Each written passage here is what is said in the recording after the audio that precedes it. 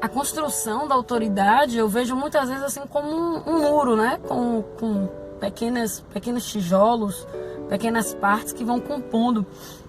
Muitas vezes a gente já sabe muito sobre determinado tema, é um tema que a gente ama, que a gente estuda muito, e esse estudar muito não significa que você precisa ter uma quantidade de tempo com relação a ter preciso ter anos estudando aquilo, mas muitas horas não só de estudo teórico, mas também de aplicação prática. E aí você começa a passar para outras pessoas de diferentes formas, tanto atendendo clientes como dando algumas consultorias ou respondendo dúvidas. E à medida que você vai colocando esse conteúdo que resolve problemas, e aí o foco, eu repito sempre, o foco é na dor do seu cliente, na dor do seu público. Todas as vezes que você começa a responder alguns problemas dessas pessoas, você começa a ser visto como uma autoridade.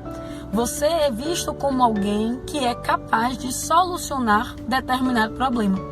Então, por isso que a escolha do público-alvo, ele é tão importante. Porque quando a gente consegue determinar exatamente quem é seu público-alvo, e ainda mais especificamente, quando você consegue determinar quem é seu avatar, você começa a entender como é que essa pessoa pensa. E aí você consegue cumprir uma jornada do consumidor. É você pensar quais são as dúvidas que essa pessoa pode ter, quais são as dores que essa pessoa pode ter. Quando ela inicia o processo de compra, em qual estado ele está? Onde é que esse tipo de pessoa, onde é que esse avatar meu, onde é que esse público meu, ele geralmente está? Quais são os locais que ele frequenta? Quais são os canais de YouTube, as páginas de Instagram? Quais são os locais que ele frequenta? As coisas que ele vê, as coisas que ele assiste, as coisas que ele ouve? Quais são as dúvidas que ele tem? E aí você vai começar a se perguntar também quais são as inquietações que ele tem. Quais são as coisas que ele tem vontade de fazer, mas ele não consegue. Então, quando você começa a resolver algum desses problemas, você passa a ser visto como uma autoridade. Mas existe também aqueles que passam a ser vistos como autoridade, mas eles não conseguem levar aquele momento da transmissão de conhecimento para converter isso em vendas. Isso acontece muitas vezes porque esse funil de vendas, esse processo de vendas, ele não está bem elaborado. Mas o mais importante é que você precisa se testar.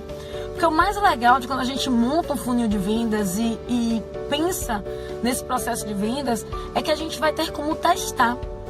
Então você vai analisar qual é o problema. O problema está lá em cima no momento de captação de clientes. O problema está no engajamento com o meu público. O problema está no momento da conversão. Ou o problema está depois. Mesmo depois da venda, na forma como eu entrego, a entrega que eu faço do meu produto ou do meu serviço, que faz com que aquele meu cliente não se sinta satisfeito, então não me indique para outras pessoas e não fale bem do meu trabalho para outras pessoas.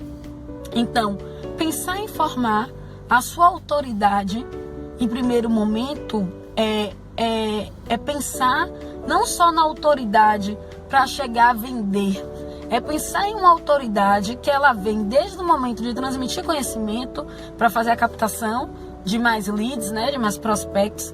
Pensar nessa autoridade no momento de engajamento com o seu público, no momento de conversão, mas também e talvez principalmente no momento de entrega do seu produto ou serviço, para que depois você consiga criar tanto a possibilidade da recorrência como a possibilidade da indicação.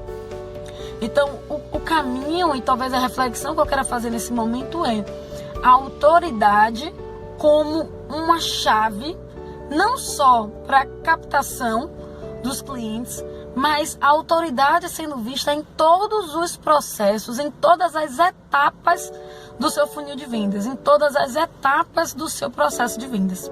Beleza? Pense sobre isso. E deixa aqui, talvez, marca aqui embaixo um amigo que você sabe que tem muito, que conhece muito, que tem muito conhecimento e que precisa levar o trabalho dele para o resto do mundo.